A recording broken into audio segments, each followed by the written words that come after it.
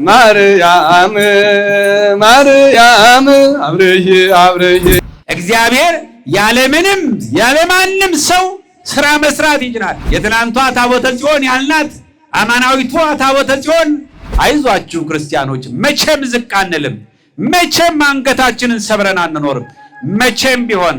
ምክንያቱም እኛ የእግዚአብሔር ታቦቶች ነን፣ የእግዚአብሔር ማደሪያዎች ነን። አብረይ አብረይ አብረይ አብረይ አብረይ በአፍኒንና ፊናንስ ኃጢአት በሕዝቡ ኃጢአት ታቦተ ጽዮን ብትማረክም ብትሄድም፣ ነገር ግን ያለ ሰራዊት ያለ ውጊያ የሚማርክ አምላክ መቼም አይሸነፍም። ታቦተ ጽዮንም ተማረከች፣ ወደ ኤሎፍላውያን ግዛት ገባች። በዚያ አሕዛብ የሚያመልኩት ኤሎፍላውያን የሚያመልኩት ዳጎን የሚባል ጣዖት ነበራቸው። በዳጎን ቤት አስገቧት። በዚያ አስገቡና ዳጎን አምላካችን እሱ ኃይለኛ ሆኖ ስልጣን ኃይል ሆነን እስራኤልን ድል አደረግን፣ በእስራኤል አምላክ ላይም ድል ተቀዳጀን። እንግዲህ የኛ አምላክ ከላይ ይሆናሉና እሱን ከላይ ታቦተ ጽዮንን ከስር አደረጉ። በዚያ አድርገው ጠዋት ሲመጡ የጣዖት ቤቱ ካህን ብቅ ብሎ ሲመጣ ታቦተ ጽዮን ከላይ ዳጎን ከታች። ሰው የራሱን ፍላጎት አስቀምጦ የሚወደውን ከፍ ያደርጋል፣ የሚጠላውን ዝቅ ያደርጋል። እግዚአብሔር ደግሞ የራሱ የሆነው መቼም ቢሆን ዝቅ አይልም። አይዟችሁ ክርስቲያኖች፣ መቼም ዝቅ አንልም፣ መቼም አንገታችንን ሰብረን አንኖርም፣ መቼም ቢሆን። ምክንያቱም እኛ የእግዚአብሔር ታቦቶች ነን፣ የእግዚአብሔር ማደሪያዎች ነን። እግዚአብሔር በባዕድ አገር ታቦተ ጽዮን ማደሪያውን፣ መመስገኛውን፣ መገለጫውን በዳጎን ዝቅ እንድትል አልፈለገም። አሁንም ተሳስተው ነው አለና ያው ሰው ዳጎንን ከላይ ታቦተ ጽዮንን ከስር አደረገ። ለሁለተኛ ጊዜ ብቅ ሲሉ ደግሞ አሁንም እግዚአብሔር ታላቅ ነውና ታቦተ ጽዮን ተላይ ዳጎን ከስር ቁጭ ብለዋል። የእግዚአብሔር ኃይል እንዲህ ነው። እግዚአብሔር ያለማንም ሰው ስራ መስራት ይችላል። ያለማንም ሰራዊት ድል ያደርጋል። ምንም ሳታዩ በማታዩት ዝም ብሎ በምታዩ በሜዳው ምንም ሰልፍ ሳይኖር ጠላትን ይጥለዋል። ለሶስተኛ ጊዜ አሁንም ተሳስተን ነው ወይስ ምንድነው ብለው አሁንም ታቦተ ጽዮንን ከስር ዳጎንን ከላይ አደረጉና ሄዱ። በማግስቱ ተመልሰው መጡ።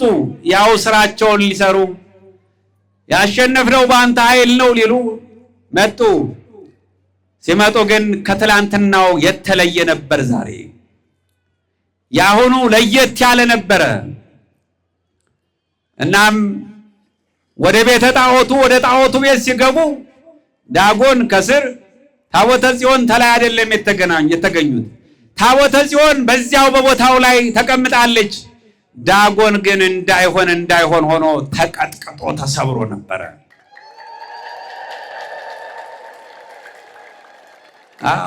እንዳይነሳ ለሁለተኛ ለሶስተኛ እንዳይነሳ ሆኖ ተሰባብሮ ነበረ። የእግዚአብሔር ኃይል ያለምንም መዶሻ ያለምንም ድንጋይ እነሆ ከላይም አደረጓት ከታችም አደረጓት። የእግዚአብሔር ኃይል ስላለባት ዳጎንን ሰበረችው። ዳጎን የሆነ ኃጢአት፣ ዳጎን የሆነ መለያየት፣ ዳጎን የሆነ ተንኮል፣ ዳጎን የሆነ ዘረኝነት፣ ዳጎን የሆነ መገፋፋት፣ ዳጎን የሆነ መጠላላት በእኔና በእናንተ ልብ አለ። ታቦተ ጽዮን ተስበርልን። አዎ ታዲያ በዚያ አላበቃችም። እነሆ ዳጎን ቢሰበር ሌላ ዳጎን እናዘጋጃለን እያሉ ሲዘጋጁ ከዳጎን ከቤተ መቅደሳቸው ከጣዖቱ ቤት የተነሳው የእግዚአብሔር ኃይል ሰፈሩን ማመስ ጀመረ። እነሆ የተለያዩ ቸነፈር፣ የተለያዩ ሕማም፣ የተለያዩ በሽታ፣ የተለያዩ መቅሰፍቶች፣ ድርጭቶችና አይጦች ሳይቀሩ ተነሱ። እግዚአብሔር እኮ ዛፉም ቅጠሉም ድንጋዩም እንጨቱም ሰማዩ መሬቱ መሳሪያው ነው፣ ችግር የለበትም። ምናልባትም እኔና እናንተ እዚህ ቤተ መቅደስ ካህኑ እኔ እዚህ ካላገለገልኩ፣ ዲያቆኑ እኔ እዚህ ካልቀደስኩ የእግዚአብሔር ቤት አይገለገልም። ምእመናኑ ደግሞ እኔ ቤተ መቅደስ መጥቼ ካልቆምኩኝ፣ እኔ እዚህ ካልመጣሁ ቤተ ክርስቲያን የለችም ብለን ልንኮራ እንችላለን፣ እናስብ ይሆናል። አይደለም። እግዚአብሔር በመላእክት በቅዱሳን መላእክት በመላእክት አለቆች በጋይጋይስትና በሌሎችም ፍጥረታት የሚመሰገን አምላክ ነውና ልንኮራ አይገባም። ይልቁንም ደጅ ልንጸና ነው የሚገባው። ይልቁንም ትሑት ልንሆን ይገባል። ይልቁንም ዝቅ ልንል ይገባል። እናም እነዚያ ድርጅቶች አይጦችና ሌሎችም ዘመቻቸውን ቀጠሉ። በአንድ ቀን ከ1000 በላይ ሰው ሞተ። በኢሎፍላውያን ምድር ሁከት ለቅሶ በዛ። ምናልባትም ዛሬ ላይ ትናንትና በኤሊ ቤትና በእስራኤል ቤት ነበረ ጩኸቱ የበረታው። ነገር ግን እግዚአብሔር ሲነሳ የጠላት ቤት ደግሞ በሐዘንና በለቅሶ ይሞላል። ይህንን እናምናለን። እኛ ቤት ያለው ለቅሶ ምናልባትም የሰማዕትነት ሊሆን ይችላል። የነሱ ግን የሰማዕትነት ሳይሆን የኃጢአት ሞት ይሆንና ለቅሶ ይበዛባቸዋል። ስለዚህ በዚያ ለቅሶ በረታ። በአንድ ቤት ብዙ ሰዎች አለቁ። በዚህ ሰዓት ነው እንግዲህ የእስራኤል አምላክ ለካ ሳናውቀው ወደ ከተማችን ገብቷል። ጦርነቱን እሱ ጀመረው። እስራኤል ሲያበቁ እኛ ጨረስን ስንል እግዚአብሔር እጁንና ኃይሉን አነሳ፣ ጦርነቱን ጀመረ። በማናውቀው ዱላ መታን፣ ቀጣን። በታቦተ ጽዮን ላይ የሚገለጠው አምላክ እዚህ መጥቷልና የእስራኤልን ታቦት እንመልስ ብለው ተነጋገሩ። እግዚአብሔር በፈቃዱ ተማን እንድትማረክ አደረገና እግዚአብሔር በስልጣኑ ደግሞ ታቦተ ጽዮን እንድትመለስ መንገድ አዘጋጀ። ይልቁንም በሚጠሏትና በማይፈልጓት ሰዎች ተከብራ ወደ እስራኤል እንድትመለስ ታጅባ መምጣት ጀመረች። ዛሬ የሃይማኖታችን የታቦተ ጽዮን እኛ እግዚአብሔር እያል እግዚአብሔርን የምናመሰግንባት እግዚአብሔር የሚገለጥባት የትናንቷ ታቦተ ጽዮን የዛሬዋ ድንግል ማርያም ያቺ ታቦት የእግዚአብሔር ማደሪያ የሆነችው የእሷ የድል ቀን ነው። እሷ ድል ያደረገችበት።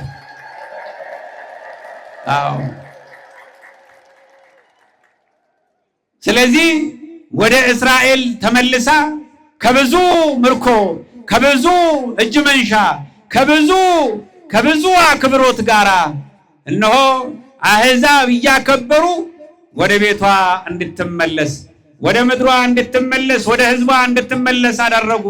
ይህ ቀን ዳጎን ተሰብሮ እግዚአብሔርና የእግዚአብሔር ታቦት ተከብረው ወደ ክብራችን የተመለስንበት፣ ወደ ክብሯ የተመለሰችበት ዕለት ነውና እንኳን ደስ አላችሁ። አዎ ታቦተ ጽዮን ብለን ስናከብር የትናንቷ ታቦተ ጽዮን ያልናት አማናዊቷ ታቦተ ጽዮን የእግዚአብሔር ማደሪያ የእግዚአብሔር እናት ድንግል ማርያም ጦናችን፣ መጠጋችን፣ እነሆ መመኪያችን፣ ኃይላችን፣ ብርታታችን እያል የምንናገርላት የመድኃኒታችን የአምላካችን የኢየሱስ ክርስቶስ እናት ዓለም ይድን ዘንድ ቤዛዊተ ዓለም ተብላ እንድትጠራ የፈቀደ የዓለም መድኃኒት ዓለምን የፈወሰው ዓለምን ያዳነው የሰውን ልጅ ሁሉ ከምርኮ ከእስረኝነት ያወጣው የኢየሱስ ክርስቶስ እናት ታቦተ ጽዮን ድንግል ማርያም ዛሬም ለኔና ለናንተ ምርኮ ሳይዋጋ አምላካችን ያሳየናል። ግን ተስፋ እናድርግ። ስለዚህ ይህ ብቻ አይደለም። ታቦተ ጽዮን ከዚያ ተማርካ የተመለሰችበት ጊዜ ብቻ አይደለም። ኢትዮጵያ የእግዚአብሔር ማደሪያ እንድትሆን፣ የእግዚአብሔር አገር እንድትሆን፣ ሕዝቧ የእግዚአብሔር ሕዝብ እንዲሆን እግዚአብሔር ፈቅዶ ነበርና በዘመነ ሶሎሞን በእኛ ደግሞ በቀዳማዊ ምኒልክ ዘመን ታቦተ ጽዮን ከእስራኤል ወደ ኢትዮጵያ የገባችበት የደረሰችበት ዕለት ነውና ደስ ይበላችሁ። ታቦተ ጽዮን በኢሎፍላውያን ብቻ አይደለም ስደት የገጠማት። በሀገሯ ወደዚህ መርጦ እግዚአብሔር ወደ ላካት በአክሱም በነበረችበት ጊዜ በዘመነ ዮዲት ጉዲትም ስደት ገጥሟታል። ለ40 ዓመት ስትሰደድ ለ40 ዓመት ካህናቱ ሲያገለግሏት በጎ ካህናት ነበሩና በዚህ በዝዋይ ደሴቶች ላይ ለ40 ዓመት ቆይታ ተመልሳ በአፄ አንበሳውድም ዘመነ መንግስት አክሱም ተመልሳ የገባችበት ቀን ነውና እንኳን ደስ አላችሁ። ታቦተ ጽዮን አክሱም በገባችበት ሰዓት በመጀመሪያው ጊዜ በመጀመሪያው ሰዓት የመጀመሪያው ቤተ መቅደስ የተሰራበት በአዲስ ኪዳን ደግሞ እነሆ በአብርሃና በአጽብሃ በደጋጎቹ ነገስታት አንተ ሰሜን፣ አንተ ደቡብ፣ አንተ ምስራቅ፣ አንተ ምዕራብ ሳይባባሉ ኢትዮጵያን ሲገዟት የነበሩ እነዚያ ነገስታት የመጀመሪያውን ቤተ መቅደስ ሰርተው ታቦተ ጽዮን ወደ ቤተ መቅደስ የገባችው ዛሬ ነበረ። ይህ ብቻ አይደለም። በ15ኛው መቶ ክፍለ ዘመን በግራኝ መሐመድ ጦርነት ዘመንም ታቦተ ጽዮን ከአክሱም ተነስታ ወደ ምድረ ሐማሴን እንዲሁ ስደት ገጥሟት ነበረ። ወደዚያ ቆይታ የተመለሰችው እንደዚሁ ህዳር 21 ቀን ነው። ስለዚህ የብዙ ድል ባለቤት የሆነው እግዚአብሔር የእግዚአብሔር ማደሪያ የሆነችው ታቦተ ጽዮን እነሆ የታቦተ ጽዮን ቄሰ ገበዝ ጠባቂ ተንከባካቢ ኢትዮጵያና ህዝቦቿ ስለሆኑ እንኳን ደስ አላችሁ። በዓላችን ድርብ ነው፣ እጥፍ ነው። ነገር ግን እነዚህን ታሪኮች የምንተርካቸው የምንናገራቸው የምናወራቸው እንዲህ ከታች እስካሁን ድረስ ከብሉይ ኪዳን እስከ አዲስ ኪዳን በአዲስ ኪዳን ዘመን ደግሞ 2000 ዘመን ያክል ቆየን እያል የምንናገር ህዝቦች ለእውነት ለእምነት ለእውቀት በፍቅርና በአንድነት በሃይማኖት በመቻች በመደጋገፍ ልንኖር ግድ ይለናል። ምክንያቱም እግዚአብሔር እኛን ያሳፍር ዘንድ ያለ ተዋጊ ያለ ጦርነት ጨቋኛችንን ያሸንፈዋል፣ አሳዳጃችንን ያሳድደዋል። እኛ ግን በጎ እንሁን፣ እኛ ግን ፍቅር ይኑረን፣ እኛ ግን አንድነት ይኑረን፣ እኛ ግን በእምነት እንጽና፣ እንቁም፣ እንጾም፣ እንጸልይ፣ እንስገድ።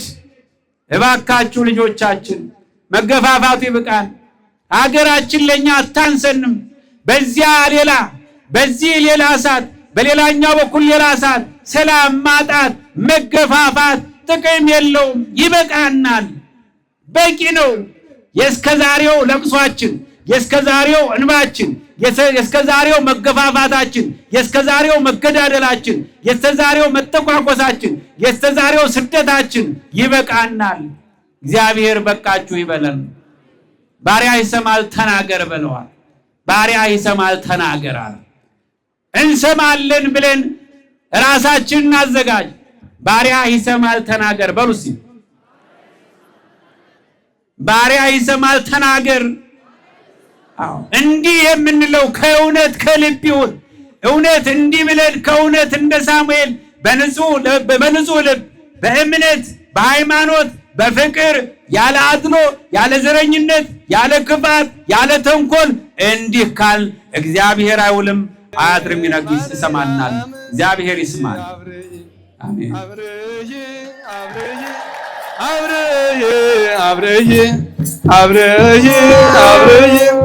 አብረዬ አብረዬ ማርያም አብረዬ